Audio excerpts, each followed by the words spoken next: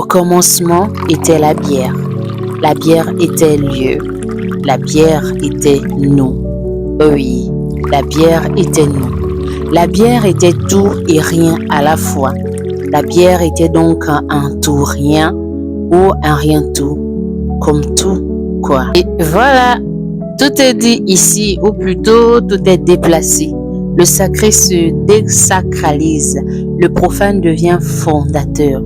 Là que la Bible plaçait le verbe, la parole, l'esprit, Tomokwabini installe un symbole populaire et trivial, la bière.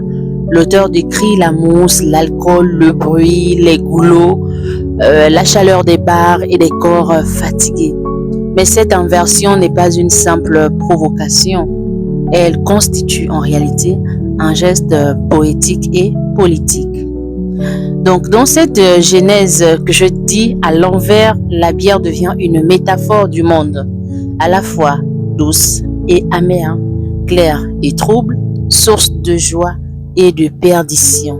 Elle concentre toutes les contradictions d'une société africaine en déséquilibre où la fête masque souvent la misère.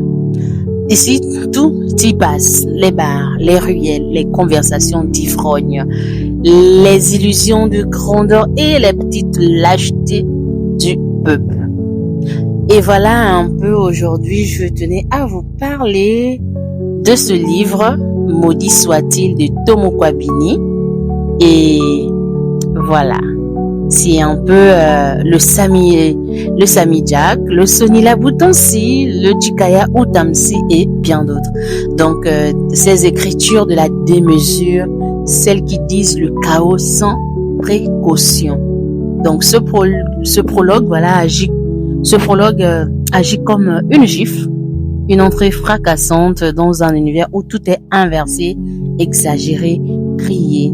Mais dans cette exagération se cache une justesse. Voilà, on va se dire à très vite pour la suite des hostilités, mais je tenais déjà à vous parler, à vous donner la suite de ce livre, bien sûr. Je vous reviendrai quand même avec un résumé du reste du livre. Ça, c'est si et seulement si les esprits de la littérature me laissent tranquille. D'ici là, portez-vous bien. Bisous.